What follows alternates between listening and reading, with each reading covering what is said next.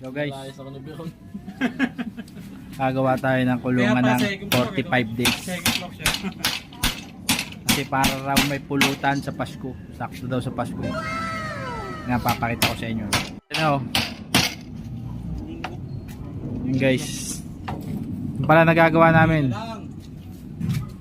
Yung materialis namin, mga ano lang yan eh. Mga tira-tira.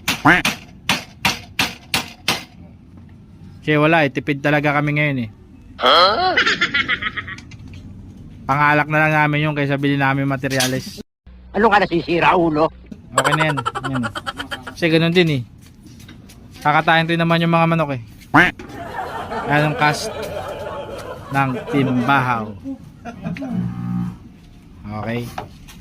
Yan pala nagagawa namin guys ha. Kasi medyo tinatamad na kasi. Ano na, alak 5 na kasi.